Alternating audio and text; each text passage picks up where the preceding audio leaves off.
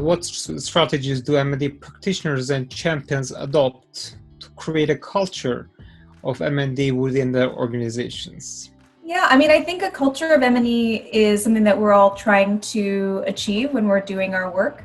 And so I think the main thing that I think we have to start with is really starting with quick wins and things that people can see immediately so that they get to benefit from the data. So if it is just helping them fix some things to improve the data that they're getting, or if it's to make sure that you share that information with them, I think that's a really good idea.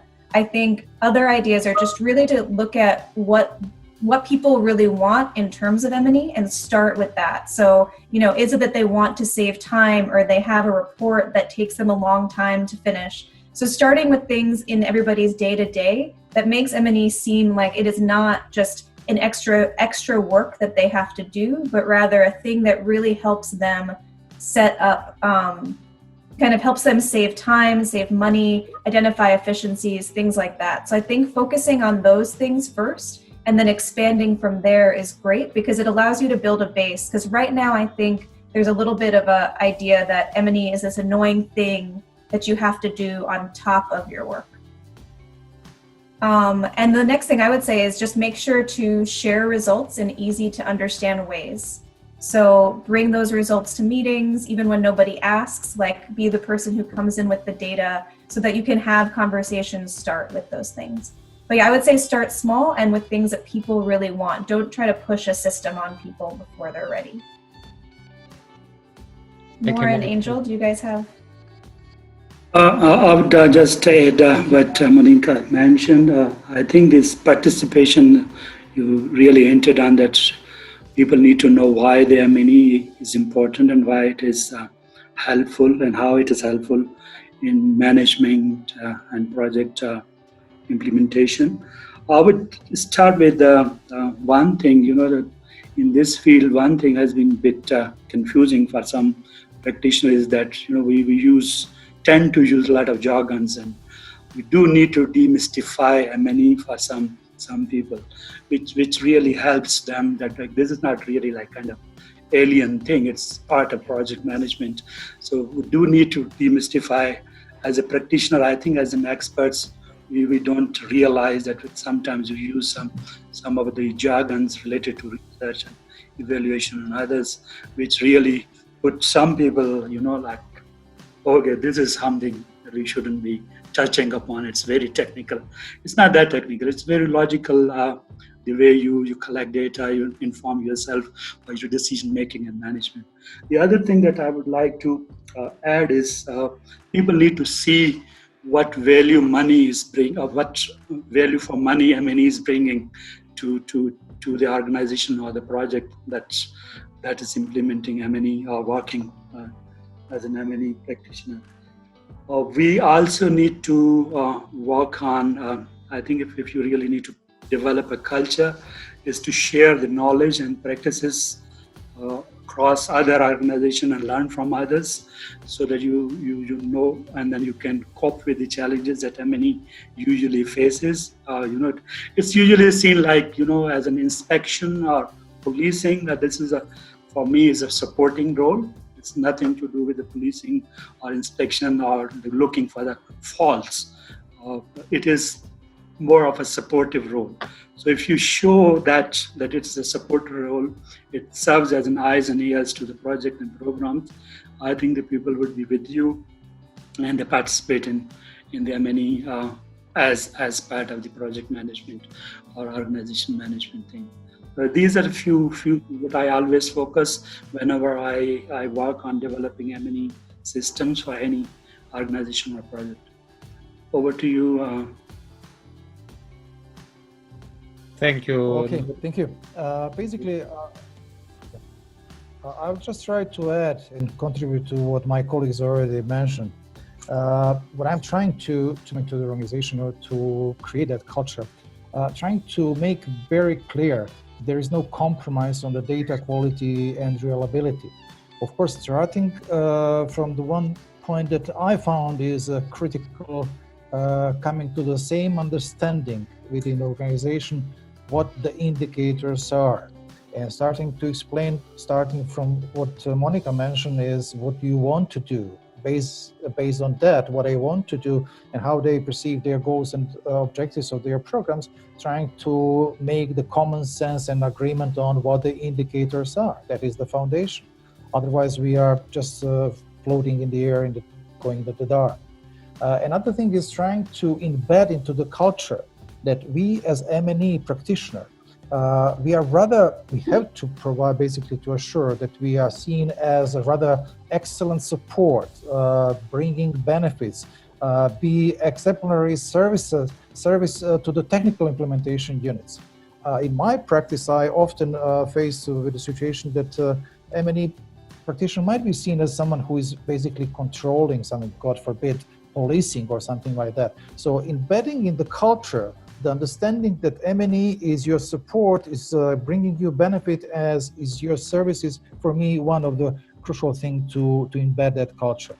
And one that I like the most is promoting big M, because from my point of view, M, monitoring, has been very much neglected in the recent period, in my career at minimum.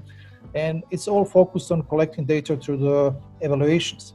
While I believe that embedding monitoring, like monitoring visit, should be almost a daily activity that will include data collecting from the organizational structures, is, you know, how the efficient they are, all these units and everything else.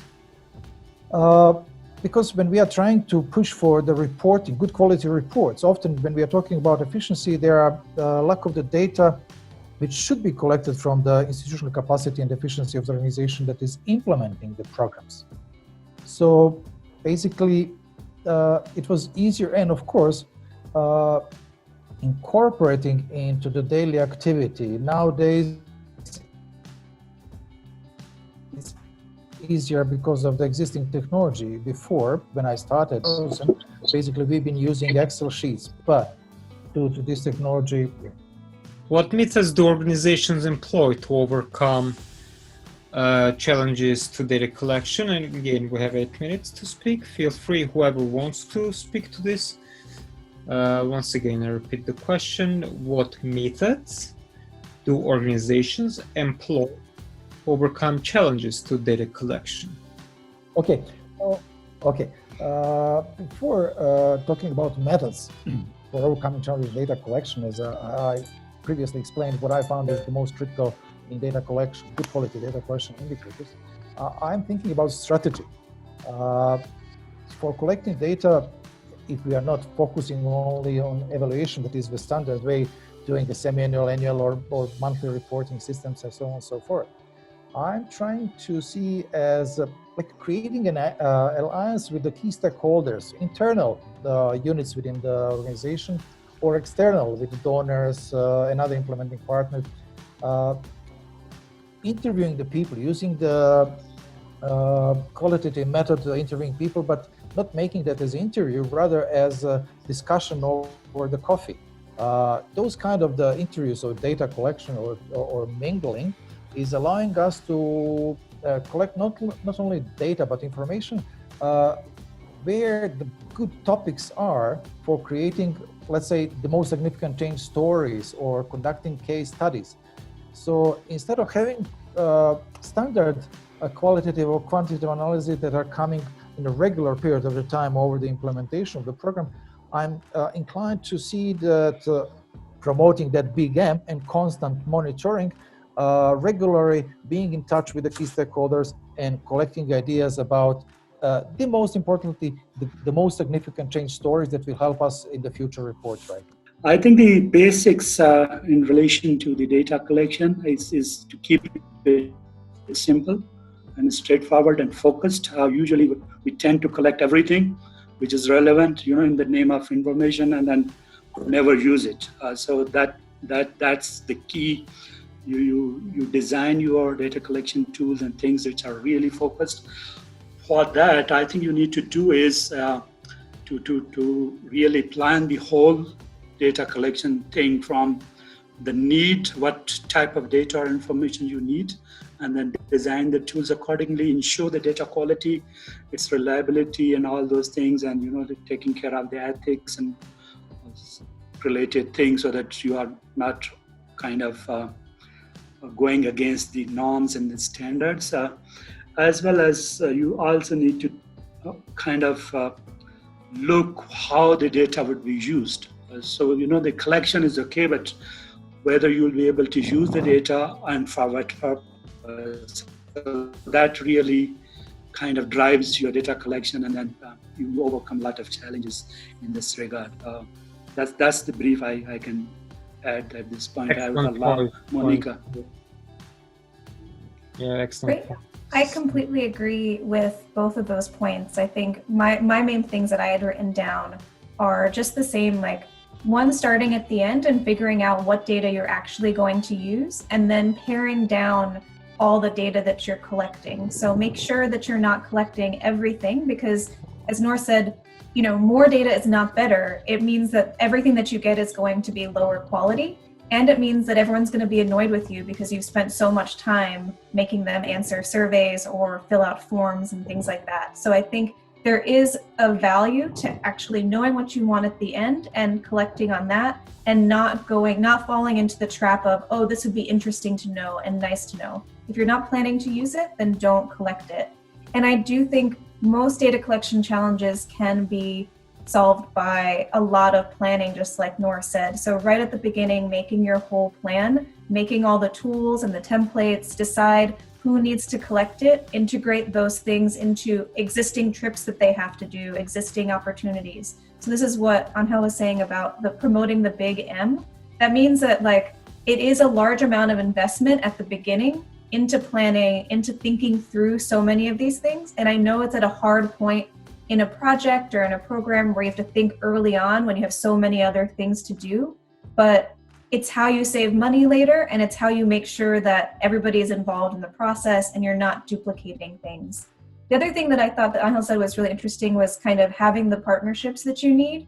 I think a lot of times data collection is made easier by the partners in the communities that we have, or government partners. So making sure that they're part of that planning process in the beginning as well. Because sometimes you can't get into communities, or you need somebody to write you letters to be able to go in there, or people don't trust you. It's those relationships that you develop early on that will help you, and will tell you maybe you can't collect certain data, maybe you won't be able to access certain things. So it's good for you to know that early on, so you're not telling your funder that you can give them X when you can't in the first place. David, if I may add, one thing which is we need to keep in mind right from the beginning when you are designing any project or any initiative is to be mindful of that the M&E is not resource intensive. How are organizations incorporating learning into their M&E work?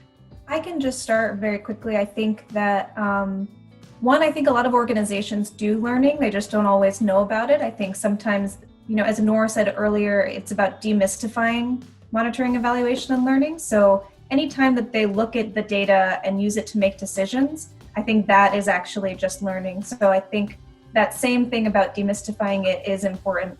And I think for me, learning just means making sure that people have the data and information they need in the format that's appropriate for them at the right time. So it's really thinking through not just the quality of the data that you're collecting, but really thinking through how and when you're going to present it to people. Some people need data in nice graphics and formats. Some people are going to use that 30-page report. So thinking through that end phase of how you're going to share that data and how they need it, and also making sure that people have space to talk and react to the data. So having learning events, having workshops, thinking through the best spaces for that, but using data as a tool in those spaces. Yeah, of course. Basically, what I wanted to say previously is related to, yes, as Monica said, and I can just reiterate that again. This is why from the beginning on my first question, when we talk about the STIR, I mentioned, of course, explaining the indicators that we know what we are collecting and where we are going to. And also bringing our technical implementation team to our side, being the part of our M&E work, working together. So basically what I believe in this, incorporating learning, meaning it that basically if we are really embedding and promoting that big M and bringing our colleagues to our side, we are on a daily basis working on this data collection and learning. Improving their methods and tools basically may be the first lesson. If we help them develop, mentioned designing is a critical one. If we are helping our team and colleagues to learn how to design the documents, how to do the log frame properly, how to identify the clear and measurable indicators properly to lead them toward their goals, that will for sure at the end benefit in increasing quality of their performance. For us, it will be another way of bringing more and technical, more appropriate technical tools, as Noor and Monica mentioned, to tailor our services because we are serving them and working together with them. So how to incorporate good tools and to invent in our tools to help them properly performing their duties. So it is two-way street for both sides. Thank you. This is how panelists have managed to establish an M&E culture in their organization. About embedding, learning by doing and showing good example.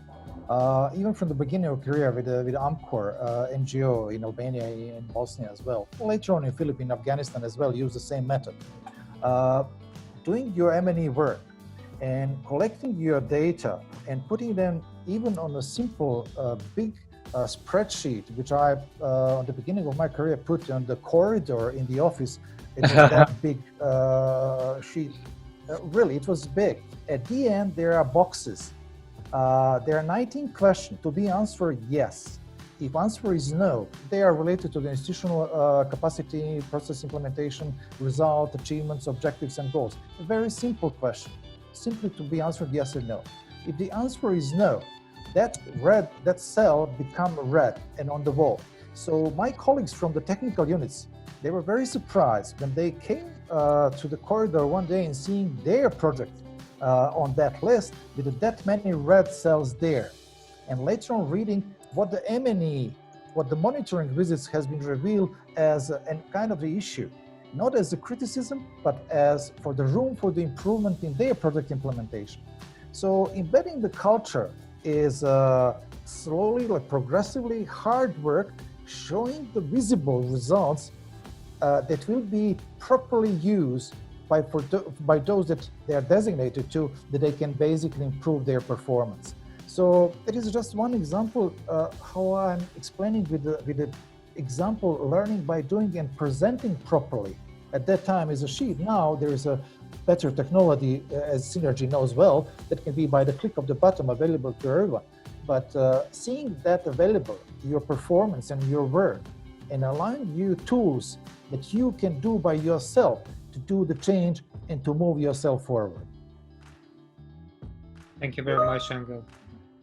I think that's really true. And I think that's a really good example too of how I think sometimes people think that maybe that M&E data is only for management and for managers, but I think what your example shows is that everybody actually really likes seeing it. They like seeing what their results are. Exactly. We once did a very complex impact evaluation, and the manager of the organization that we did it for asked us to do presentations for their field-based staff. And for a lot of people, you would think that, you know, for like high-level statistical analysis, people don't necessarily understand it, but everybody did understand it and everybody was really excited. And that was actually that was the best presentation set that I got to give, because people asked really critical questions. They really wanted to understand the data. So I think also, you know, not saving the M&E data for just management or senior leadership and making sure that it gets out to more people. Don't assume that people don't want to see that or that it's too complicated for them. Even the most complex statistical analysis can be interesting to people because they want to see what they do every single day. So what role does technology play in organization's journey toward better M&E?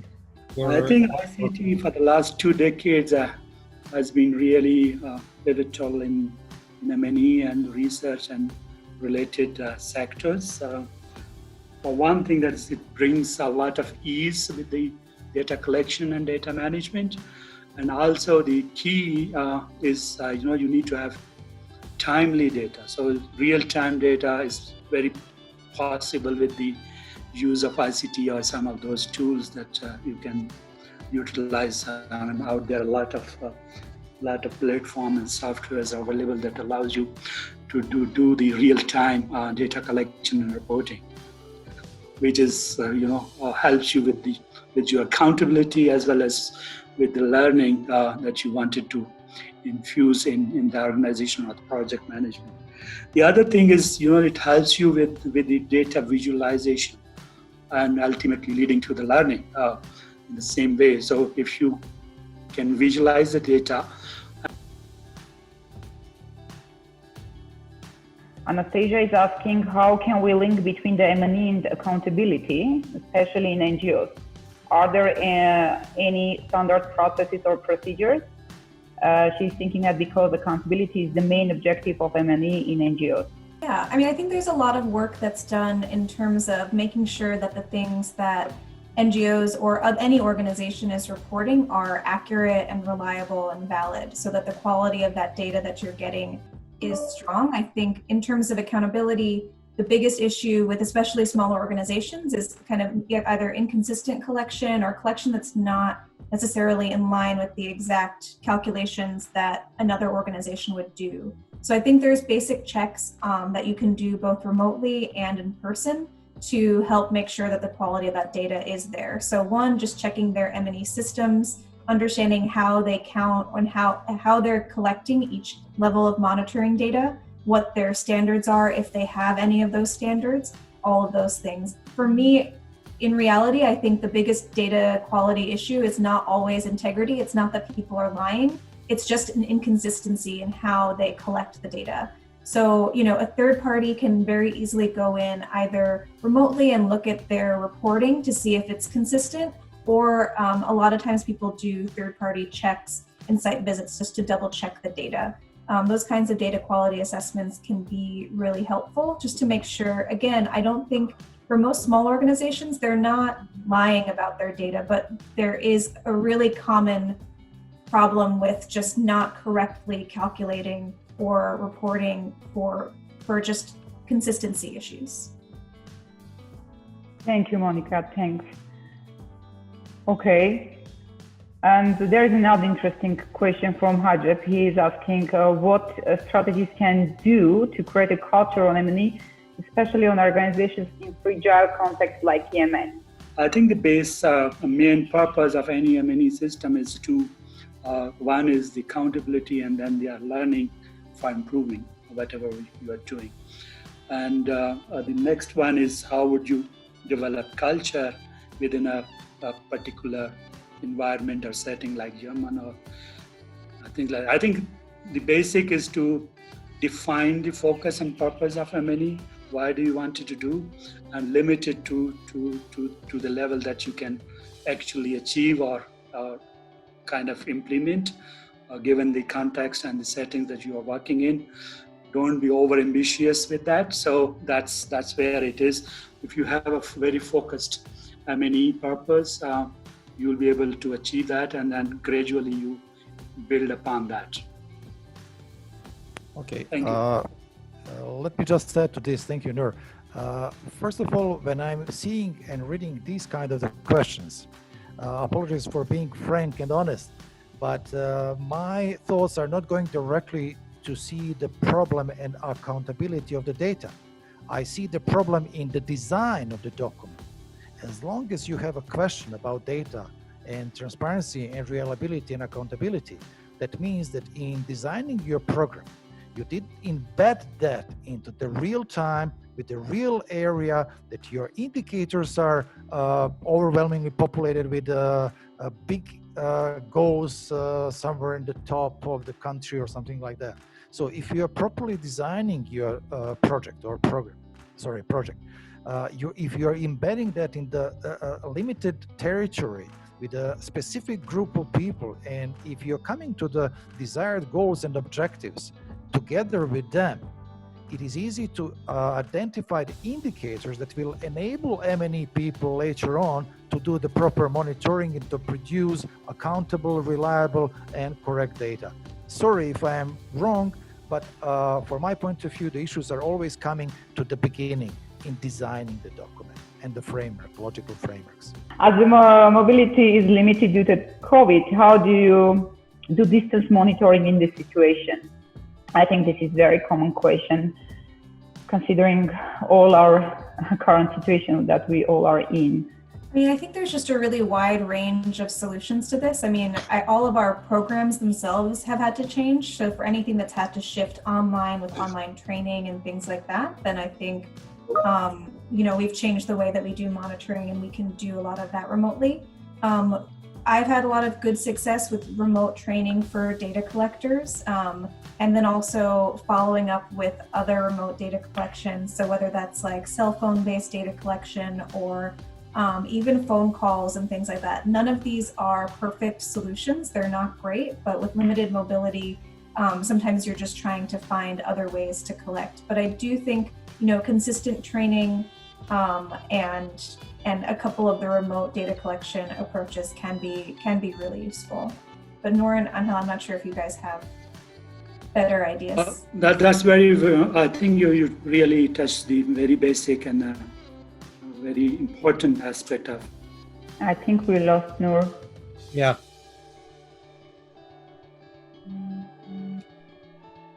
It's 10 minutes to the end of the session.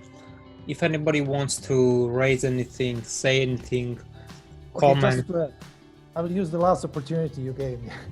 Oh, absolutely. Go ahead.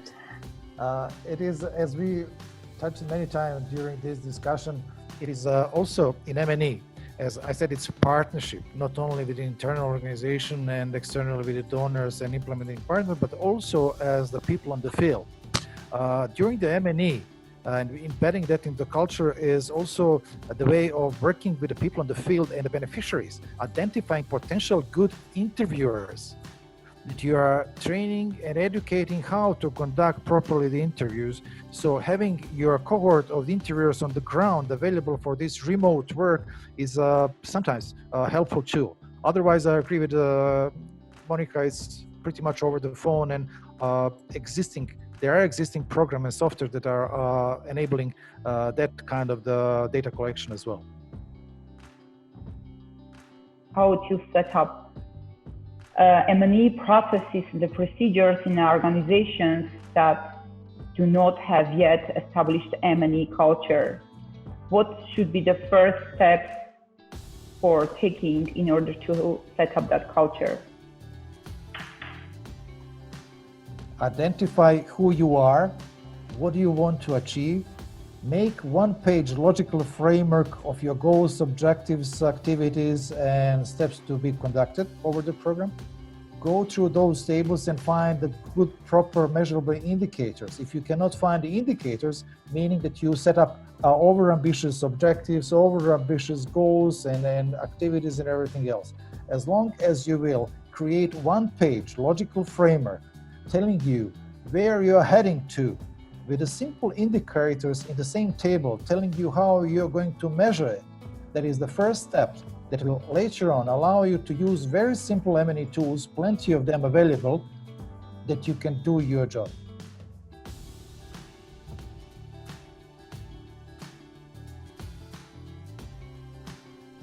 Thank you very much, Angel. And yeah, I see that the last question, David, that you have posted by Mazu, that he is asking why it is that some organizations see M&E only as a donor requirement, but not as an integral part of their implementation. Yeah, my colleague Dylan identified that.